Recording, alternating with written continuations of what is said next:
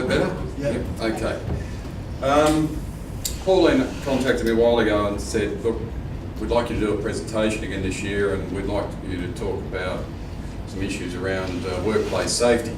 So I thought, all right, well, the area that we focus on is very much criminality, coming from that policing background. So I thought what I'd do is take you through some of the issues around the workplace involving criminality. Pretty much our business evolves mostly around that. I mean, effectively, or really, we shouldn't have a business. It should be something that's done by the police. If they were actually doing what they used to, I shouldn't exist in terms of a business, but we these days find ourselves in a position where we're picking up the slack in between and sometimes just providing them with the information to do things.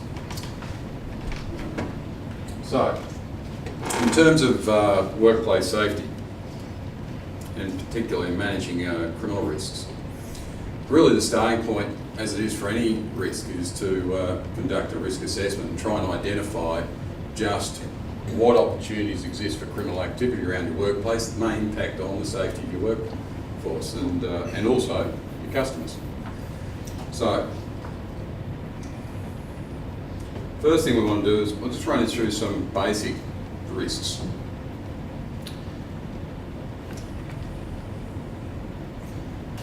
So intimidation. This is someone that's come into your workplace requesting some help and is not getting the result they want. So they revert to intimidation. Has anyone ever encountered that? Yes. Yeah? Okay, it's something that's reasonably common, is it?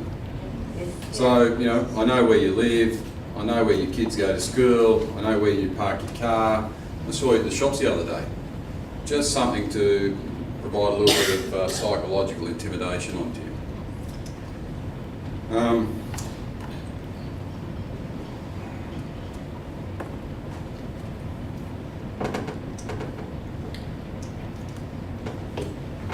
So the threat of assault is the next step, and I've got a little video I'm going to show you after the end of this slide, where we're going to show you some individuals that actually have threatened to assault, but actually haven't gone through with it. We'll also through that show you how you can actually use some conflict resolution skills to bring that down to a much safer situation. Then we're actually going to show you an assault. We've also got another video to show you, which involves a fellow threatening us with a knife. Once again, we'll talk you through that. Now, some of these videos that we've taken for you today, we're going to show you today, are taken just on this little camera here that my staff wear at the hotel that I own and operate. All right, so we'll use that. Now, what I've done is I've actually taken out the sound because there's a lot of swearing and all that. You guys, you don't need to hear that. All right? I also sound a bit scaredy cat, so you know we'll take that out too. So, right. Extortion is another issue, particularly the call centres. We've done a fair bit of work with the food industry. And providing training for their call centre people in terms of managing extortions. They get the old, you know, I found something in my packet of chips, how much money are you going to pay me? That sort of thing is the low level thing. Also, I've got up there the Woolies example.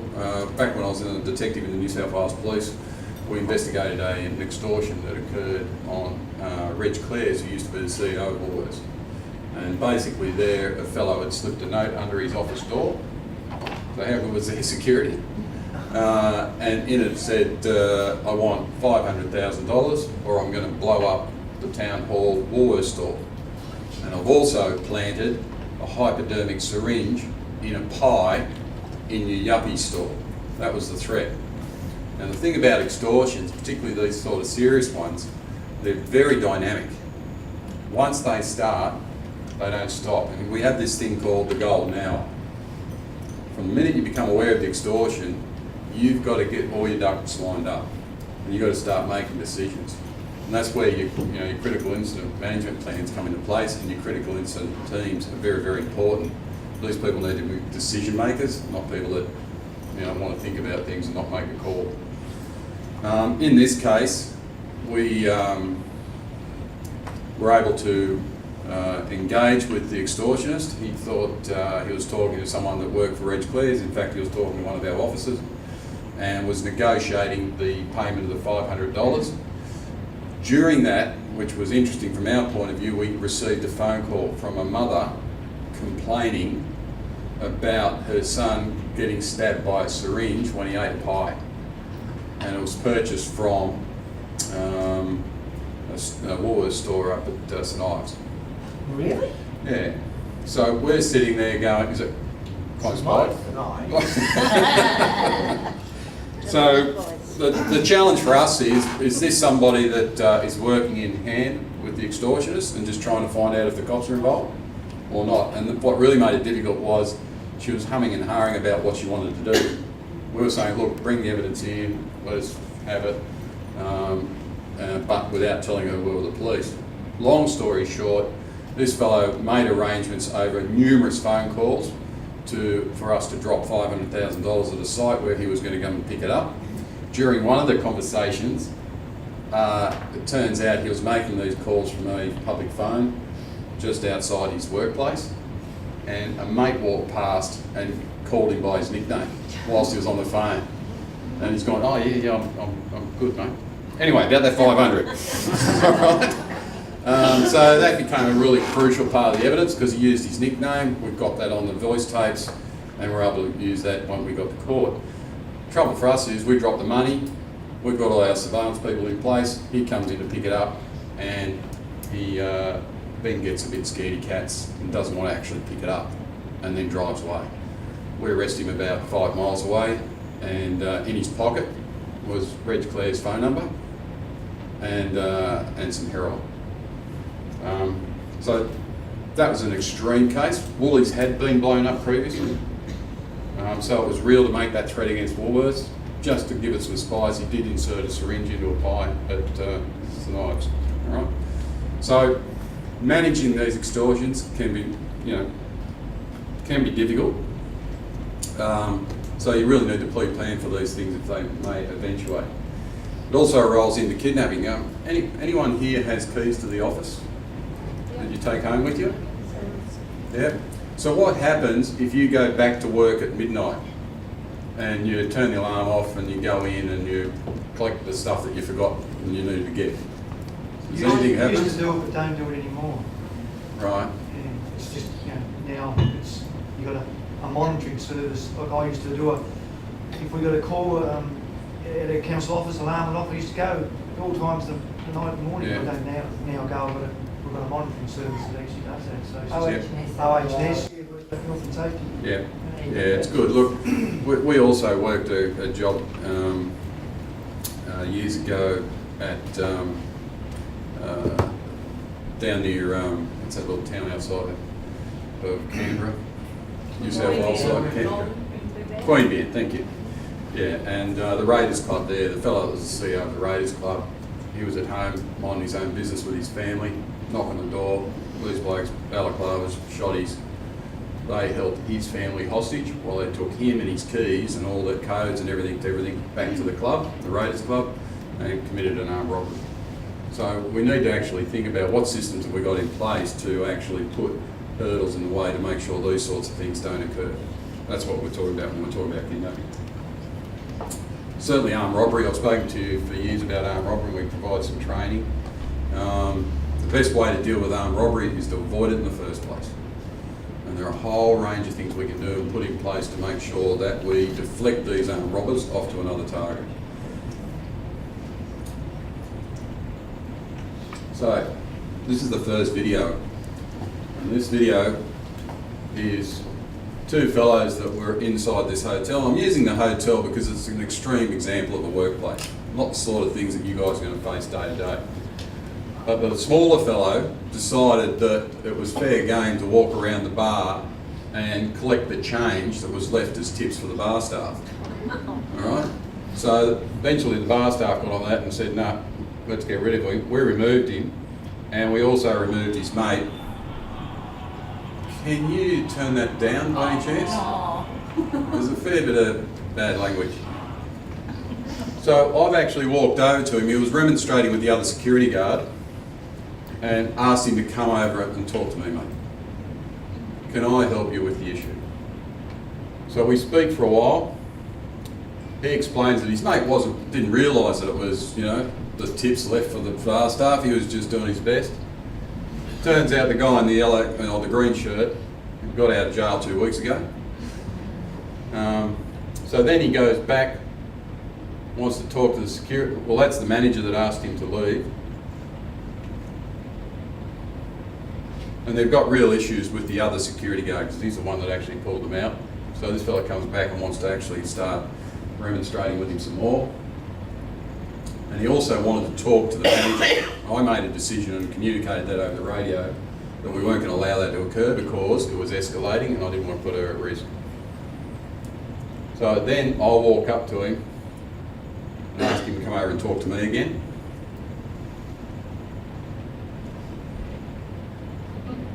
And he said yes. Be there in a minute. Be patient.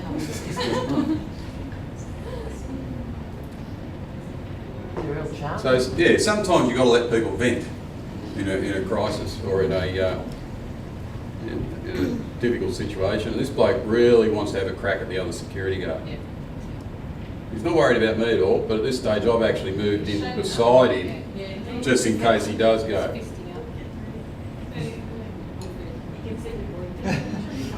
Yes, you've got a nice Barbie. Yeah. So in the end I reach over and I touch him lightly on the shoulder and just say, mate, come over here. Right? Very, very softly, not in a macho way. You're all very tough, mate. Just would you mind coming over and talking to me? So then we have a chat and he's going on and carrying on and what he's going to do and all the rest of it. And just got out of jail, I'll fix you blokes up. And I've said to him, well, you might be all right, but I don't like your backup, the little fella. I'd rethink that, all right? I'm trying to turn it down. You've got a shopping bag. Yeah, look, I actually think they were in there trying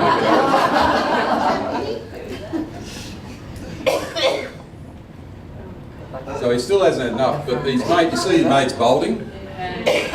Because he's realised we're wearing these cameras. He's not real sure, like, I'm pretty tough, but I don't know if I'm tough enough. Was that other security guard starting to walk out and potentially inflame? Yeah, and that's why I told him to move back. Right. All right, and then what I'll do, when they've gone, I'll actually walk over and I say to my guard, mate, if I'm trying to calm this down, don't you ever walk up again. All right, and I was a bit stroppy with him about that. That way going down. In not so many words. Maybe. The first security guard, when he was yelling at him, was he saying anything back or just listening? No, he was just saying, mate, he was just saying to him, of course the changes there at tips. They were trying to make out, I didn't know what we were doing wrong. It's just like we get people come into, actually, do you mind, can you make that stop and go on to the next slide? Thank you very much. I probably could have done that here. It's just like people go into office blocks looking for stuff to steal. And when they get confronted, I was looking for a toilet. They come up with all these silly excuses to give them some justification to be there. All right. The next one I'm going to show you, the fellow actually attacks us with a knife or threatens us with a knife. Do I muck that up? No, that's the next one.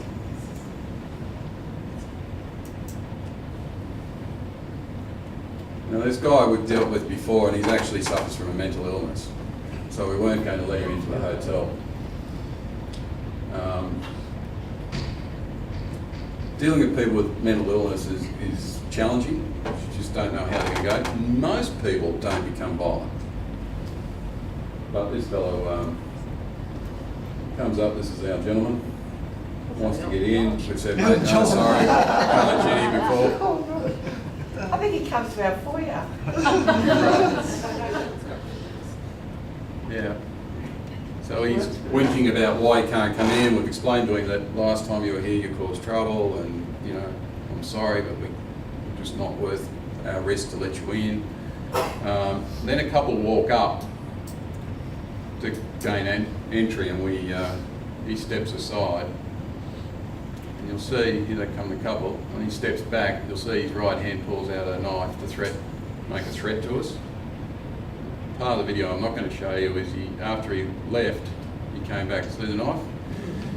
And the fellow you're going to see here on the right, he's a ranger with Sydney City Council. He witnessed the whole thing. So we've gone, right, he's walked away, let's get these people in safely. He then spun around and came back to us and had another go at us with a knife, and then we arrested him and called the cops. So the point of, no, can you kill that one too, because it goes on for a bit longer. The reason for showing you this is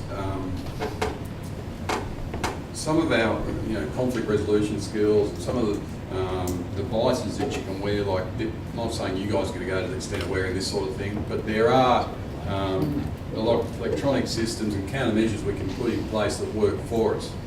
We've taken a really extreme situation, like people actually wanting to perpetrate violence on us, and it didn't occur except the second one, he came back the second time, right? So there are things we can do. Even with the gentleman in the green top, at one point when it's continuing to escalate, I decided that's it, I've had enough. I've jumped on the radio and asked for urgent police assistance. And he heard that and he came over. Now it's just appropriate assertiveness. Mate, I've tried to get you out of here. This is not going the way I want it to. I've called the police. You gave me no other option. So it's your call. You can stay here and wait for them, or you can get off. What they do, they ran. Which makes you start to think what they have on them that they might be trying to sell inside the pub. So these are the things that go on. All right, so other issues that we need to concern ourselves, other risks, and as I say, this is not a complete list of things. There's other things that will come up, but certainly bomb threats, we've dealt with those over the years. Generally, we've found often organised by some people, particularly working in construction, where they organise for the boys to have early mark on a Friday afternoon, so they ring in a bomb threat. Or it could be a strategy used to try and work against the developer to try and negotiate better rates. We arrested a uni student going to UTS who really didn't want to sit his exams, so we started ringing in bomb threats to try and upset the examination process, and just got too lazy in the end and started making the phone calls from home. So we traced them to his home. We're standing on the outside with our blacks on and all our gear, and we got VKG to ring the phone number. And we could hear the phone ringing inside, and then he's gone, hello, boom, gotcha. Yeah, how'd you find me? Not that done. So bomb threats, that can happen. Also, particularly around perhaps places of mass gatherings, events that are being organised and things like that from councils and things like that. Next one is the anthrax and things like that through the mail rooms. And certainly there are procedures and things that need to be put in place to manage those potential risks. Terrorism, once again with those mass gathering issues. And my favourite, cash in transit. It's an issue that you guys deal with every single week. Depending on how that's being done, they either bring risk in with them or take it away. These particular guys, they're getting set up, and I've shown this to people who've been here previously. They're setting up to do a pick-up from a registered club that has dress regulations. Yet look what they're wearing. Worse still, second shot.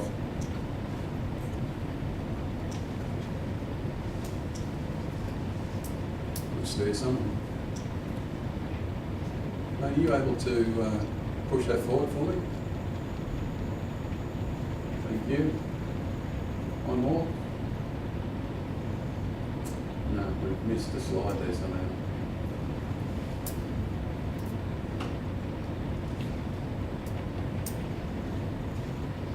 Yeah, thank you very much.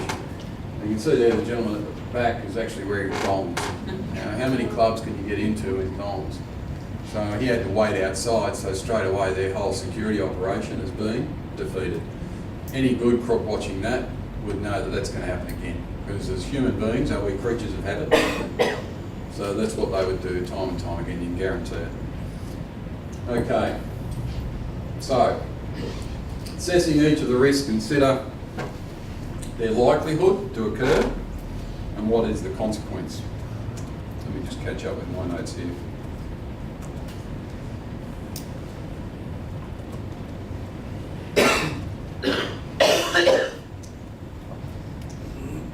So, one of the things we use is the matrix. You guys have all seen matrix before, haven't you, with risk management?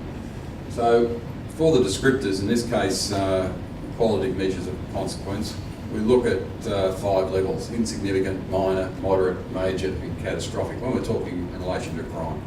So as you can see, they're insignificant, no injuries, inconvenience only, right down to catastrophic, which is death or permanent and disfiguring physical injury, psychological harm requiring extensive and ongoing medical treatment. So when we looked at our matrix, we see that the likelihood, how likely is this to occur? If we look at the first one we spoke about, intimidation, how often likely could they have quite a bit? Yeah. So we put that down in the, almost certain it's going to happen. What's the consequence of it?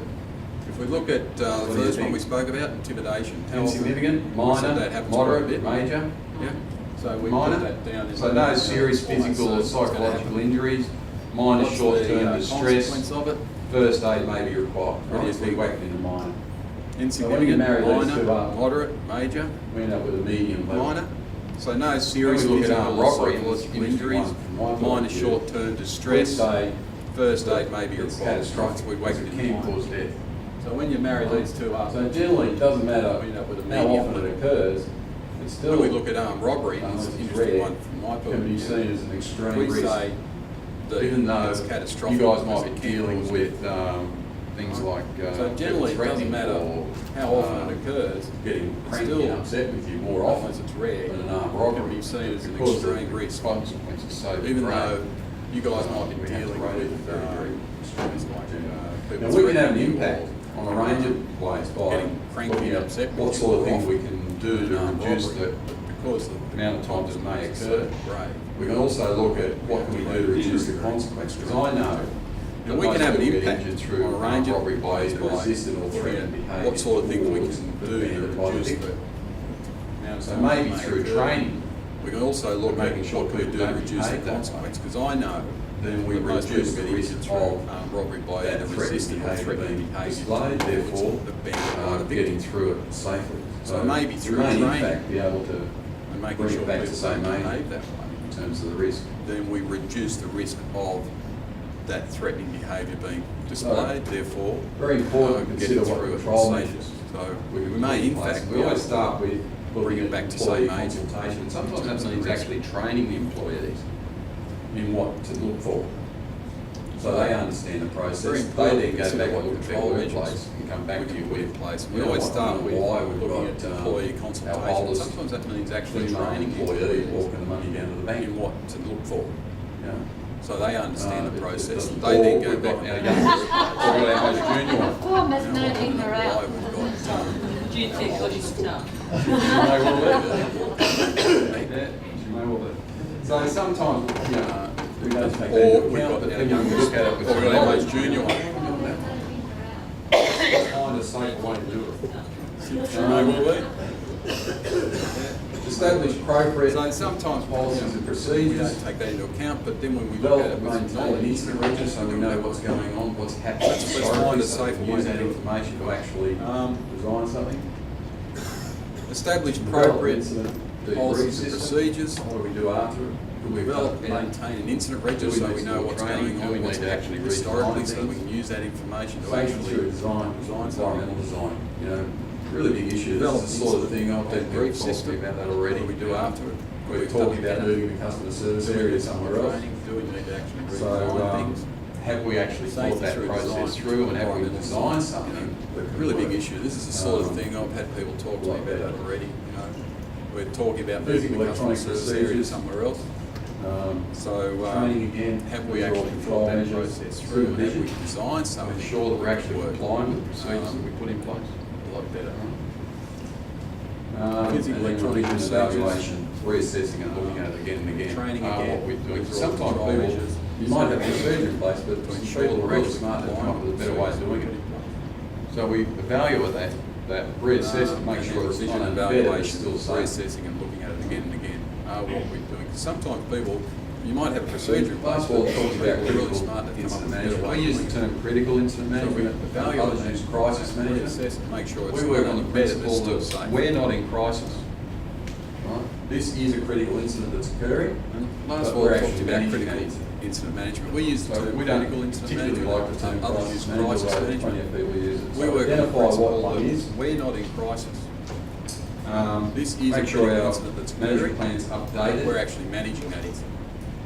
Develop We a don't critical incident particularly team. like the term crisis manager, although plenty of people Conduct use it. So scenario-based identify what one is. validation training. Lots of people, I've been to organisations, they Make put sure out our their management plan's crisis management updated. plan or their critical management plan, you've got to blow the dust Develop off a critical first. incident team. You know, and then you look it up, the people who are on the team don't even work here anymore. So it's really important to pull those plans out and run some scenario-based training to actually validate whether or not the plan still is appropriate.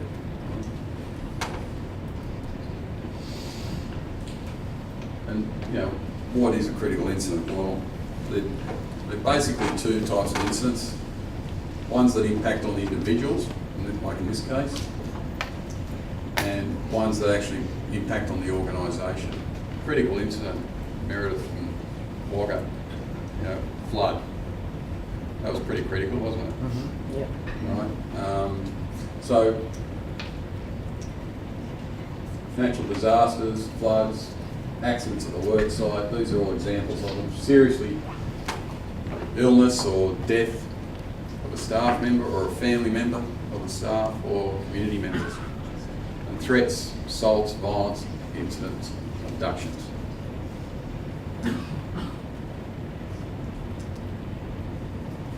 Other incidents emergence which produce a strong reaction. So, some of the things we do. We provide certainly armed robbery training. These are critical management systems that we put in place. Conflict resolution training. Dealing with alcohol and mental illness issues. All those people have been to so many councils who work in libraries, and they understand this issue. Because a lot of people seek comfort in these areas. Extortion management training, critical incident management training, and some of the things to do. So, folks, after this, I think we're doing a speed dating thing up there. I'll give us an opportunity to have a chat, but also during the course of today and tomorrow, feel free to come up and have a chat to me about any of those issues. We don't like to force ourselves upon you, but certainly we're here to help you wherever you've got some concerns. Thank you very much. Thanks for watching our broadcast on the National Local Government Customer Service Network channel. I hope you got lots of hints and tips and tricks that you can use at your council. The case studies were great, the information's been great. I hope you're enjoying it, and don't forget to visit our website. See you next time.